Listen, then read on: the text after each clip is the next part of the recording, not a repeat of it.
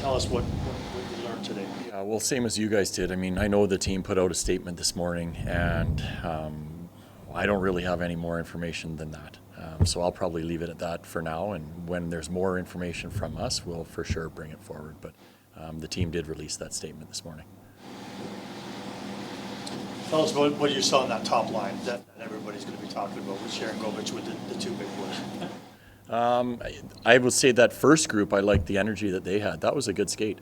I think that was one of the skates where they've been waiting to get on the ice together for a long time, and anyways, I think the pace was really high. That line in particular today, he brings a different dynamic to our team.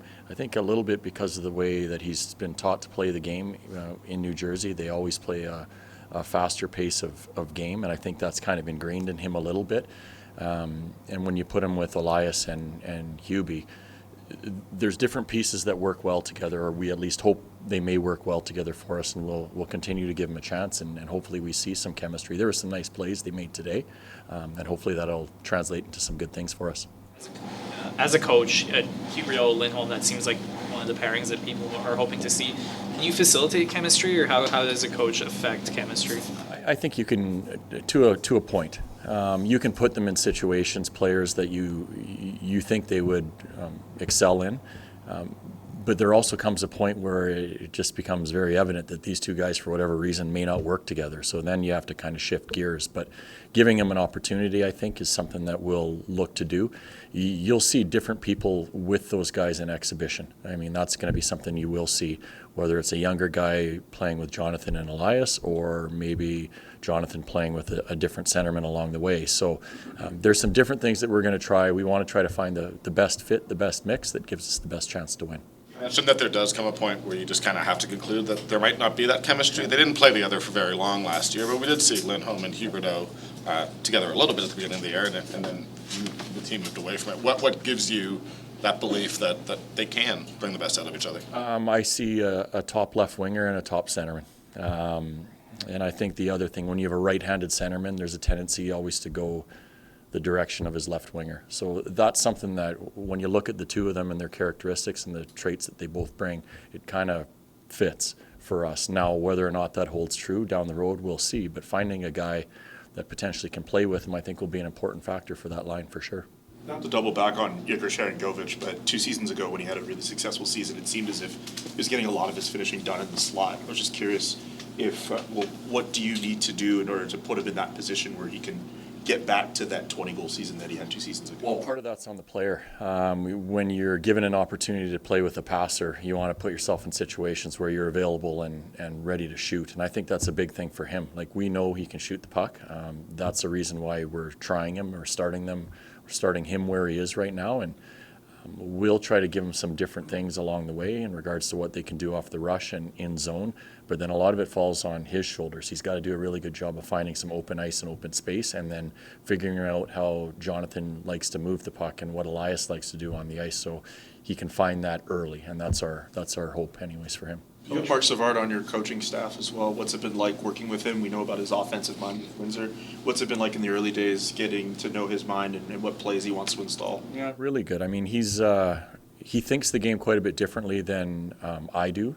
Dan is the same. He's got offensive flair to him, the way he played and thought the game. Kale's a little bit more like me. So I feel like we have a group that kind of balances each other out. So there may be an argument here and there about we should do this, and then Kale and I may say not a chance. So I think when you have certain guys that balance each other out and bring different ideas to the table, you're going to eventually come up with the best solution, and that's what we're going to try to do. Was this any different for you today? I mean, you've been around this league a while, but was today different for you, and how so? Yeah, I mean, I mentioned before, over the course of the summer, I feel like I've had everything ready to go for 2.5 months, and then every day I would lie awake in bed looking at the roof thinking, I'm going to change this.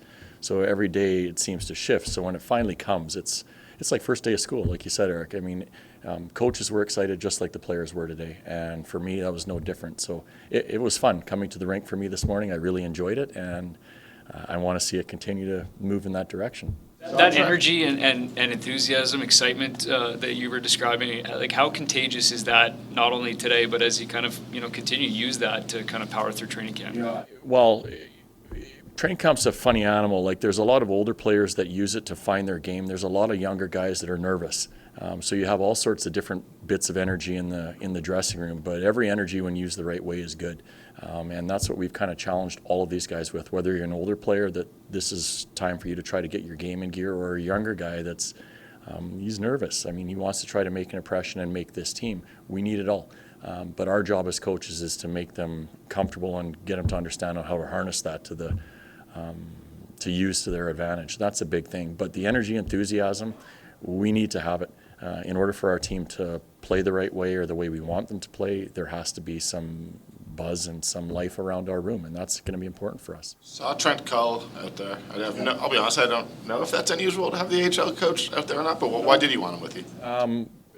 For my time in the NHL, it's always been that way. When I was in the American League, Bob Hartley was the coach here at the time, and he was the first practice.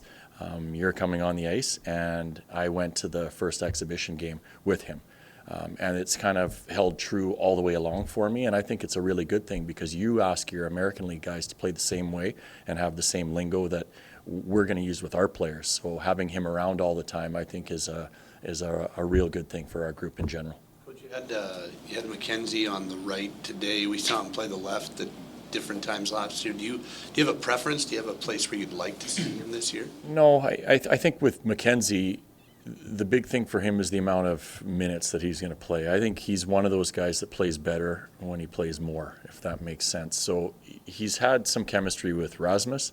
He's had some chemistry with Chris. He's also had chemistry with Nikita. So I think when we talk about forward lines and trying different people, you're going to see the same thing exhibition time too, because it's always what's the best six we can put together, and we know certain pairs work. We don't know if other ones do. So those are things we're going to try to find out. Keeping in mind that you don't know the situation with Oliver going forward, how does that impact your blue line as we're talking about it now for guys like Dennis Gilbert and, Osterley and others? So as we, with this sensitive one, look at it from a standpoint of next man up mentality, or how are you viewing this? Yeah, I would, and if I'm one of those players, I mean, you never want to see a teammate not partake in practice or games, but it's also opportunity, and it has to give you a little bit extra jump, because now they know potentially, and who knows how long it goes on for, but we have a spot that we need to fill. So it gives those guys a little bit more life, without a doubt. So now we've talked before about opportunity to do something with it. So Dennis plays a different game than Osterley plays. So finding out how it works for our team is what's going to be important. Those guys kind of have to separate themselves now, and that's what training camp's all about. Ryan, how are you going to go about choosing a captain, method, and timeline? Yeah, we talked before that it would be something that we would look to do before the start of the regular season. We've had leadership meetings already. Honestly, we feel like we have a bunch of guys that are close to that role, and getting them together and understanding that it's not just the guys that eventually will wear the letters on their chest. Like, their job becomes really hard unless those other guys in the leadership group support them. So we're going to look to have something done before we start the regular season, and we'll kind of go from there. But there's a lot of conversations. It's Craig, it's Don, it's our coaching staff, it's communication with our players. It's a really important role. Well, we'll have different groups along the way. So one of them is a bigger group, I would say that, and then there'll be some smaller ones as well. I don't think I'm making this up. I think some teams have actually had the players vote for a captain. I mean, would you do that? For me, no. Junior, we did. That's something that we did. I think now there's a lot that come into it, and that's why it's important that management is involved in it. It's important that the coaching staff's involved in it, because at the end of the day, we have to work with that guy or these guys on a daily basis.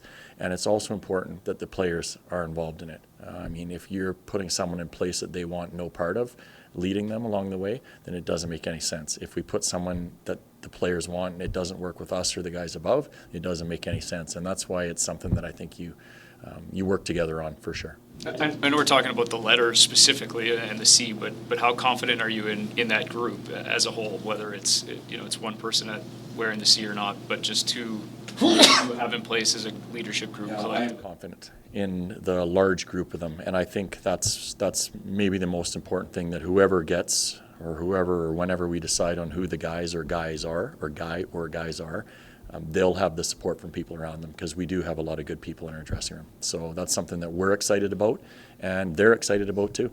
When Jonathan Huberdeau talks about having this sort of swagger and confidence back after the summer, I'm curious what you kind of look for in him, and as part of that, how does a coach help sort of roll that confidence forward? Well, coach helps by putting him in situations where he feels like he can help the team win. And what I look for is a guy that's playing with some pace, and when he's making his passes or plays, he's completing most of them. And when you see a player doing that, you know he's feeling really good about himself and his game, and that'll allow us to put him in situations where he can have a direct impact on the game. To my uneducated eye, it looked like Adam Klapka had a really nice tournament in Penticton. Yeah. What do you want to see from him in camp? We have like a number of guys that are all kind of competing, fighting for that same role in our team, and it's something that we feel has been missing a little bit. And if you want to call him one of the younger guys, he definitely fits that category. And that group of guys we look for, number one priority is to bring energy to our team. If they can do that within how we're asking our team to play, then they stay in the lineup. If they have a night or two where they're not quite where they need to be and what our team needs out of them, then they're out and someone else comes in. And that's the way the game is now. They have a specific role to play, and Adam falls into that category. And I agree with you. He was very noticeable in Penticton. He had a very good tournament.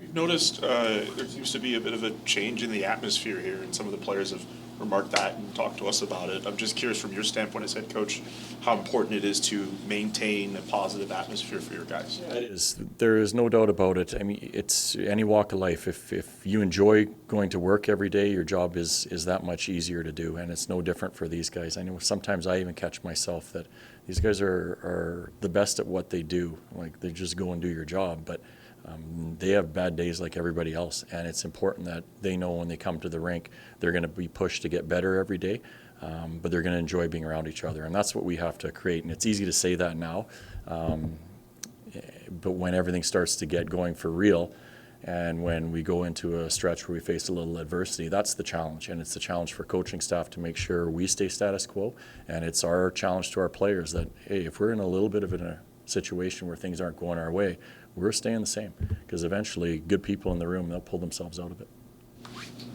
All good? Okay, thank you, guys.